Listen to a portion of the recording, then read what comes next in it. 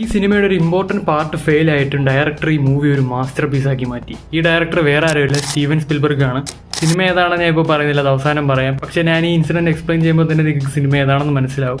ഈ സിനിമയുടെ ഷൂട്ടിംഗ് നടന്നത് 1970s. ആ സമയത്ത് CGI വേണമെങ്കിൽ നോൺ എക്സിസ്റ്റന്റ് ആണെന്ന് പറയാം. അന്നേരം കൂടുതൽ സിനിമ റിലേ ചെയ്തുകൊണ്ടിരുന്നത് പ്രാക്ടിക്കൽ എഫക്ട്സ്, മെക്കാനിക്കൽ പപ്പറ്റ്സ്, അങ്ങനെയൊക്കെയുള്ള കാര്യങ്ങളാണ്. ഈ സിനിമയിൽ ഒരു ഷാർക്കിനെ കാണിക്കേണ്ട ആവശ്യമുണ്ട്. അതിനുവേണ്ടി ഒരു മെക്കാനിക്കൽ ഷാർക്കിനെ ബിൽഡ് ചെയ്തു. പക്ഷേ വിചാരിച്ച പോലെ കാര്യങ്ങളൊന്നും നടന്നില്ല.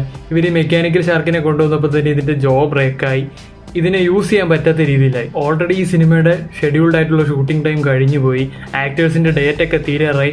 ആകെപ്പാടെ കെയോസ് ആയി. ഈ സിനിമ ഫെയിലിയർ ആവുമെന്ന് തന്നെ എല്ലാവരും വിചാരിച്ചു. പക്ഷെ സ്പിൽബർഗ് ഗീവ് അപ്പ് ചെയ്തില്ല. ഈ believed in his own vision. ഇതേ എന്ത് ചെയ്തെന്ന് വെച്ചാൽ ഷാർക്കിനെ അധികം യൂസ് ചെയ്യാതെ ടെൻഷൻ ബിൽഡ് ചെയ്യാൻ ക്യാമറ മൂവ്മെന്റ്സും മ്യൂസിക്കും ഒക്കെയാണ് യൂസ് ചെയ്തത്. അപ്പോൾ ഈ സിനിമ ഏതാണെന്ന് ഇതുവരെ മനസ്സിലാവാത്തവർക്ക് ജോസ് എന്നാണ് ഈ മൂവിയുടെ പേര്.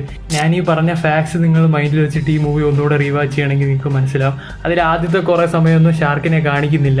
അതിന്റെ റീസൺ ഇതാണ്. ഈ മൂവി റിലീസായതിനു ശേഷം എന്താണ് നടന്നതെന്ന് ഞാൻ പറയണ്ടല്ലോ. ഇത് ഹോളിവുഡിന്റെ തന്നെ ഒരു മൈൽ സ്റ്റോൺ മൂവിയാണെന്ന് വേണമെങ്കിൽ പറയാം. ആൻഡ് ആ സമയത്ത് ഹയസ്റ്റ് ബോക്സ് ഓഫീസ് കളക്ഷൻ ഈ മൂവിക്കുണ്ട്. ഏകദേശം $470 million ഈ മൂവി കളക്ട് ചെയ്തിരുന്നു.